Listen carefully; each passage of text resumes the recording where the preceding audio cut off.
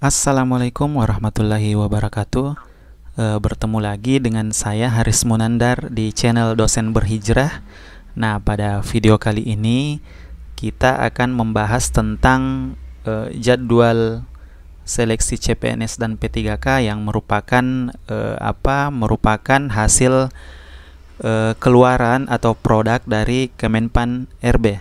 Dan ini resmi ya, teman-teman. Jadi yang kita bahas adalah rencana jadwal yang sifatnya masih tentatif, namun ini merupakan acuan bagi teman-teman dalam mempersiapkan segala sesuatu yang terkait seleksi teman-teman, baik itu mulai dari pemberkasan hingga insya Allah dinyatakan lulus sebagai CPNS dan P3K tahun ini. Amin. Nah, baik teman-teman, langsung saja. Jadi kebijakan pengadaan ASN 2021 ini disampaikan pada rapat koordinasi penyederhanaan birokrasi dan pengadaan CPNS tahun 2021. Nah, adapun yang memaparkan materi adalah PLT dari Deputi Bidang SDM Aparatur Kemenpan RB tanggal 3 kemarin ya. Jadi kurang lebih ini masih fresh, yaitu 2 atau 3 hari yang lalu.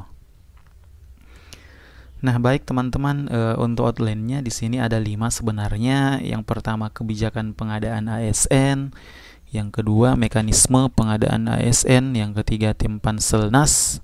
Yang keempat, progres perencanaan dan pengadaan ASN. Dan yang kelima adalah penutup. Nah, namun kita akan memaparkan secara sederhana saja, terkhusus untuk kira-kira bagaimana teman-teman mempersiapkan nanti, atau bagaimana berhitung persiapan mulai dari awal yang teman-teman harus menyesuaikan dengan jadwal tentatif yang disusun oleh Kementerian Pendayagunaan Aparatur Negara dan Reformasi Birokrasi. Jadi ini merupakan dasar teman-teman dalam hal mempersiapkan segala sesuatu hingga nanti insya Allah dinyatakan lulus sebagai ASN. Nah, untuk komposisi teman-teman ini bisa dilihat dulu. Sebenarnya ada beberapa komposisi, namun secara umum di sini ada struktural, teknis, guru, dan pelaksana atau administrasi. Nah, adapun untuk kesehatan dan dosen. Nah, untuk persentasenya ini saya rasa ini tidak perlu kita bahas karena ini mismatch SDM ASN dengan arah pembangunan nasional. Saya kira ini tidak terlalu berperan dalam jadwal seleksi ini.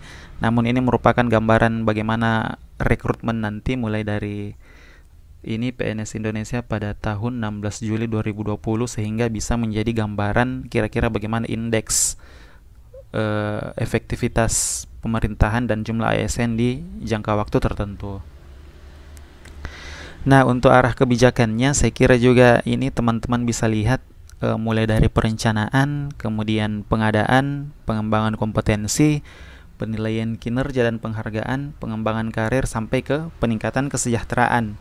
Jadi arahnya adalah arah dari pengadaan ASN ini yaitu Smart ASN pada tahun 2024 dengan memiliki profil sebagai berikut, yaitu nasionalisme, profesionalisme, wawasan global, IT dan bahasa asing, hospitality, networking, dan entrepreneurship. Jadi barangkali arahnya adalah ke 7 profil Smart ASN ini. Jadi teman-teman nanti di tahun 2024 targetnya adalah teman-teman memiliki integritas sebagai berikut. Nah, kemudian untuk aparatur sipil negara itu kan meliputi PNS dan P3K. Jadi teman-teman kan sudah tahu kalau ASN itu dibagi menjadi 2, yaitu ada PNS dan ada P3K.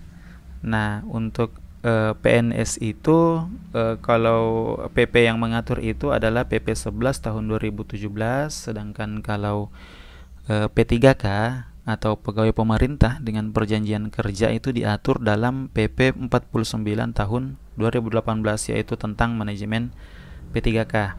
Nah, adapun keduanya sama-sama mengisi jabatan pemerintahan dan melaksanakan tugas pemerintahan. Jadi pada dasarnya sama.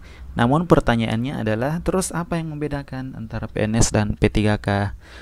Nah, teman-teman bisa lihat dulu untuk perbedaan secara mendasarnya ini berdasarkan penetapan kebutuhannya. Jadi teman-teman bisa lihat dulu di sini pembagiannya. Kalau PNS itu disusun berdasarkan analisis kebutuhan kerja, kemudian peta jabatan dengan memperhatikan kondisi geografis, jumlah penduduk, dan anggaran belanja pegawai. Nah, sedangkan P3K penetapan kebutuhannya yang diatur dalam PP Manajemen P3K nomor 49, yaitu ini disusun berdasarkan analisis jabatan dan analisis beban kerja. Kemudian untuk 5 tahun yang diperinci setiap 1 tahun, kemudian satu kesatuan dengan penyusunan kebutuhan PNS serta ditetapkan dan diputuskan oleh Menteri Pan-RB. Nah, tetapi keduanya itu ditetapkan oleh Menteri Pan-RB dengan memperhatikan pendapatan Menteri Keuangan, pendapat Menteri Keuangan dan pertimbangan teknis kepala BKN. Jadi walaupun dua hal yang berbeda, tetapi pada dasarnya adalah sama-sama merupakan aparatur sipil negara. Adapun untuk perbedaan secara rincinya, teman-teman barangkali bisa melihat kembali kira-kira bagaimana perbedaan secara rinci dengan referensi ataupun literatur yang lain.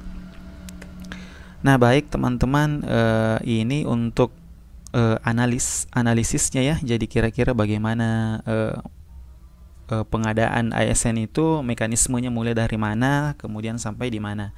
Nah, saya kira untuk ini teman-teman juga cukup penting karena ini akan merupakan alur yang teman-teman lalui. Jadi ini adalah jalan yang teman-teman lalui mulai dari pengadaan hingga ke pengangkatan nanti. Nah, untuk yang pertama adalah ini ya, teman-teman bisa lihat yang paling kiri adalah usulan kebutuhan. Nah, usulan kebutuhan, setelah kebutuhan itu diusulkan, kemudian ditetapkan, setelah itu diumumkan kebutuhan dari masing-masing formasi itu. Nah, setelah ada pengumuman, maka ada seleksi administrasi, dan ini juga penting untuk teman-teman lalui nanti. Nah, setelah seleksi administrasi, tentu masuk ke seleksi kompetensi, yaitu ada kompetensi dasar dan bidang. Walaupun mungkin mekanisme antara seleksi kompetensi dari kedua bagian ini, yaitu CPNS dengan P3K, itu mungkin agak sedikit berbeda. Adapun perbedaannya, contohnya misalnya kalau CPNS itu mungkin seleksi kompetensi dasarnya itu berdasarkan CAT yang mungkin langsung dibuat oleh CASN atau BKN. Adapun untuk P3K mungkin khusus guru ada pertimbangan atau mungkin ada poin lain dalam hal seleksi kompetensinya. Kemudian selanjutnya adalah penetapan hasil akhir seleksi. Nah, di sini dilakukan juga oleh Panselnas. Kemudian setelah itu penetapan nomor induk hingga ke yang terakhir adalah pengangkatan. Nah, semoga semua teman-teman yang menonton video ini bisa melewati semua tahapan ini sampai diangkat oleh instansi pemerintah terkait sehingga teman-teman menjadi CPNS dan ataupun P3K tahun ini. Amin.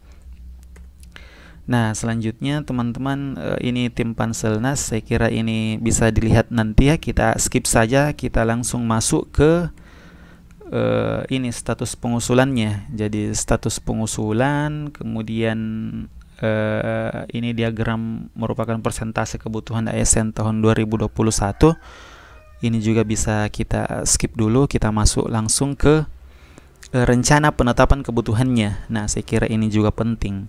Jadi untuk instansi seperti yang sudah kita bahas sebelumnya bahwa ASN dibagi menjadi dua, yaitu CPNS dan P3K, di mana teman-teman tentu sudah tahu bahwa jumlah total kebutuhannya adalah 1,3 juta formasi. Nah, di sini 1,3 juta ternyata rinciannya adalah 1.305.485. Nah, di antara sini ini termasuk besar, dan insya Allah semoga teman-teman yang menonton video ini masuk ke dalam jumlah kebutuhan ini.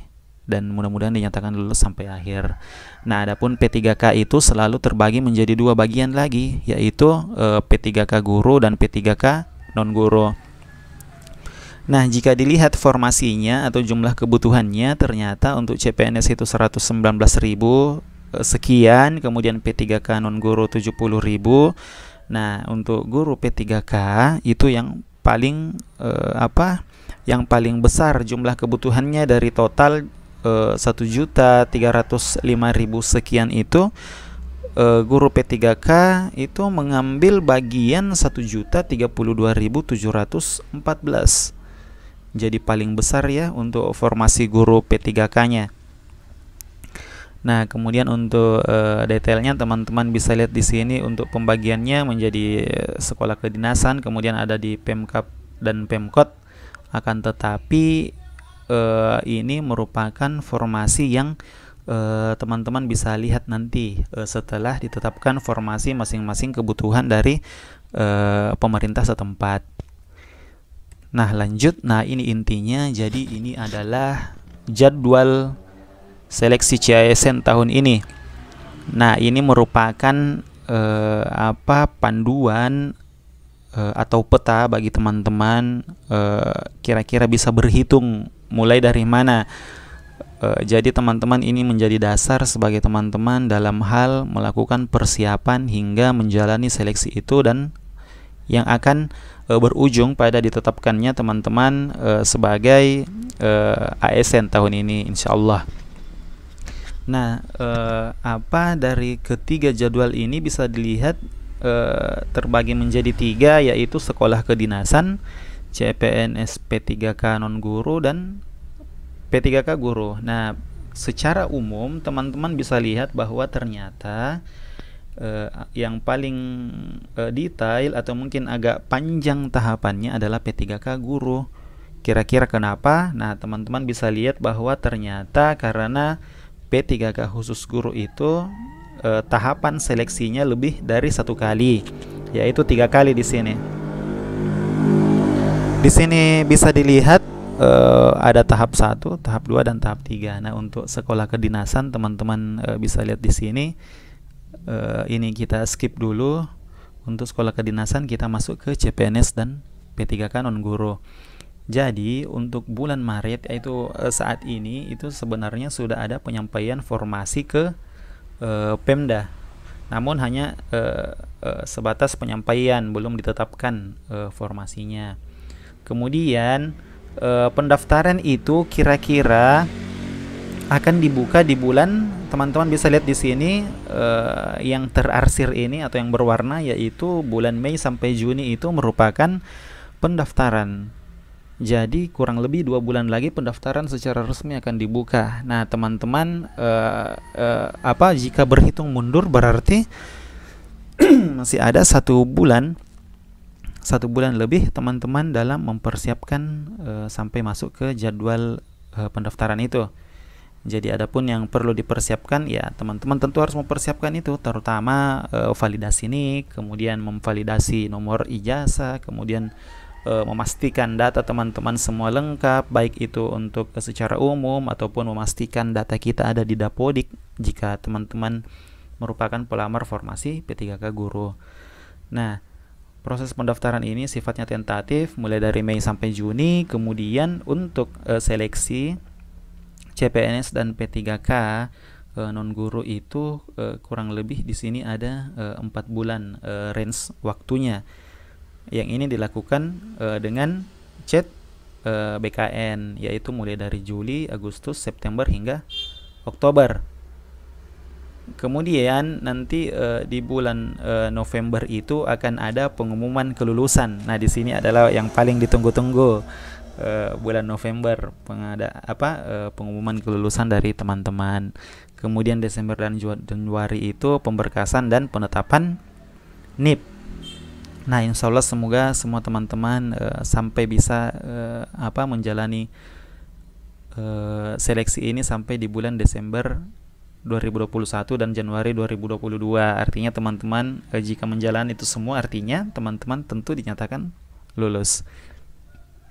Nah, adapun khusus untuk P3K guru, sama untuk pendaftarannya, yaitu Mei sampai Juni. Hanya saja untuk seleksinya ini terbagi-bagi karena sesuai dengan aturan bahwa teman-teman yang khusus mengisi formasi P3K guru itu berhak mengikuti seleksi sebanyak 3 kali. Kalau pada tahun-tahun sebelumnya kan hanya 1 kali, tapi untuk pada periode kali ini teman-teman berhak melakukan 3 kali seleksi dalam formasi di tahun yang sama.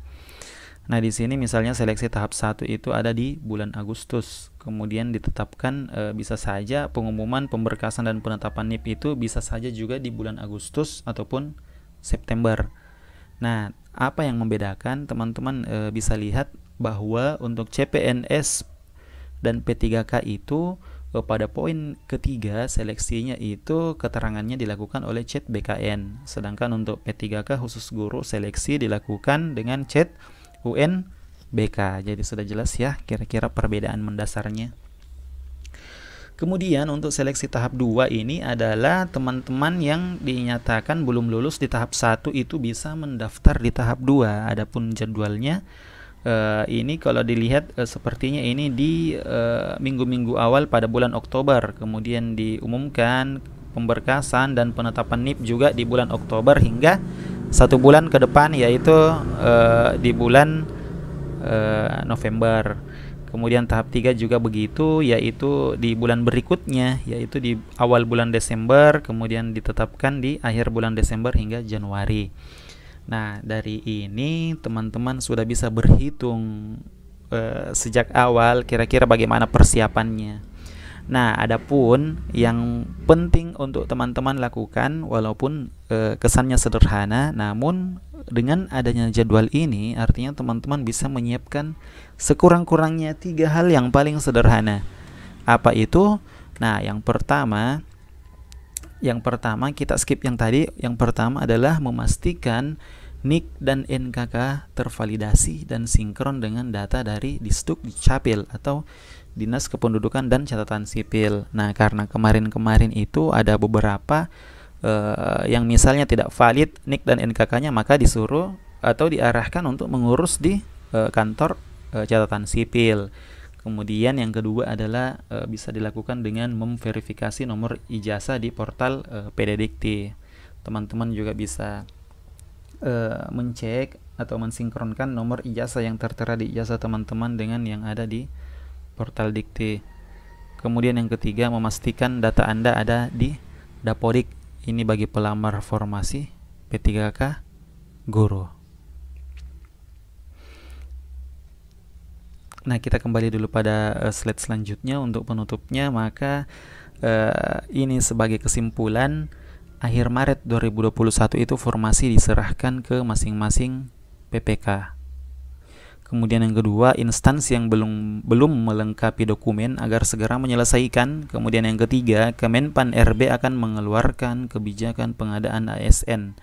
Nah, adapun untuk poin-poin penting di yang keempat, yaitu seleksi ASN itu harus adil, objektif, transparan, akuntabel, bebas KKN, dan sama sekali tidak dipungut biaya.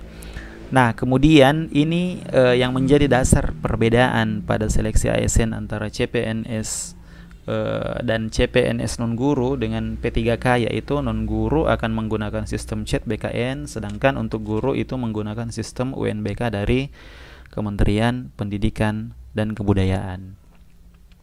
Baik teman-teman, saya kira itu saja penjelasan atau sharing kami dari file yang kami dapatkan dari hasil rakor Kemenpan RB berdasarkan pengadaan ASN tahun 2021.